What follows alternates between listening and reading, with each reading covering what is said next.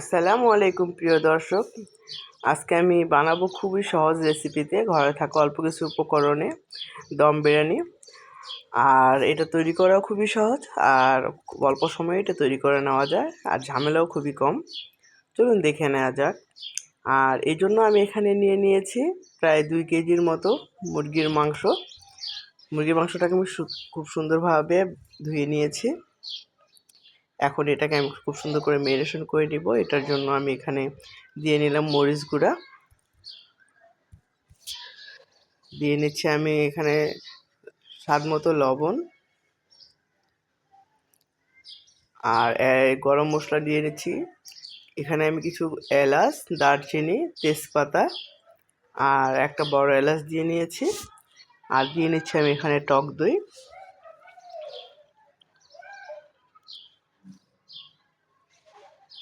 আর এখন দিয়ে নিচ্ছি আদা রসুন বাটা,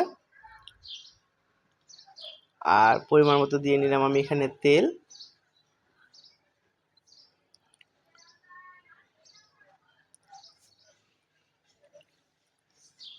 আর দিয়ে নিচ্ছি আমি এখানে টমেটো সস পরিমাণ মতো।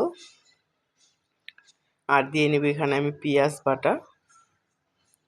এখানে আমি পেঁয়াজ আর কাঁচামরিচটাকে একসাথে ব্লেন্ড করে নিয়েছিলাম।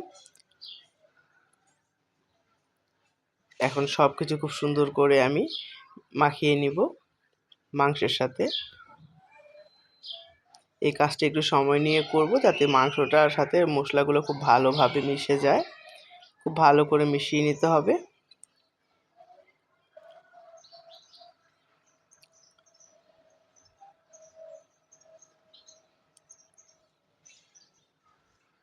এখন চুলাটাকে ধরিয়ে দিব। ঢাকনা দিয়ে আমি এটাকে রান্না করে নিব। মাঝে মাঝে ঢাকনাটা খুলে আমি একটু নেড়ে চেড়ে দিয়ে দিব, তাহলে আর ভিতর থেকে লেগে যাবে না।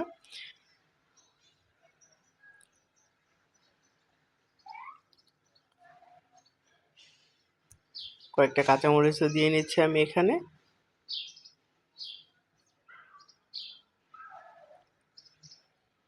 কিছুক্ষণ পরপরই ভাবে করে নেড়ে দিতে হবে।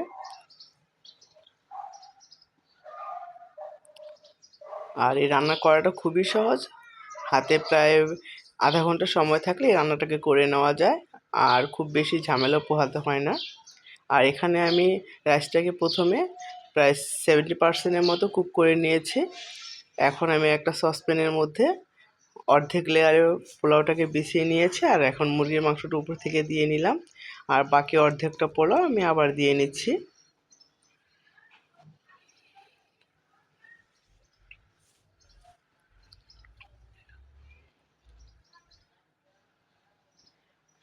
এখন একটা চামচের সাথে খুব ভালো করে আমি এখানে চেপে চেপে বসিয়ে নিলাম। আর এখন আমি ক্ষীর ভিজানো দুধটা আর কিছু জাফরান আমি এর মধ্যে ভিজিয়ে রেখেছিলাম, সেটা এখন উপর থেকে দিয়ে নিলাম। আর কিছু পেঁয়াজ বেরেস্তা দিয়ে নিব।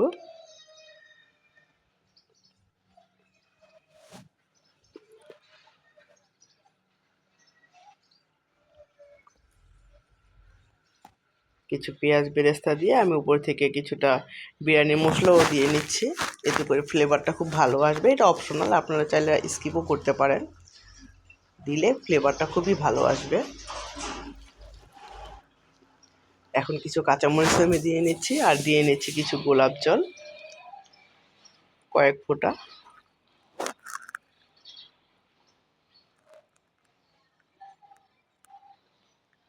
আর এখানে প্রায় 3 থেকে 4 চামচের মতো ঘি দিয়ে এখন আমি ঢাকনা দিয়ে এটাকে দমে বসিয়ে রাখবো। এটা প্রায় হাই ফ্লেমে আমি প্রায় 2 থেকে 3 মিনিট দমে রাখবো।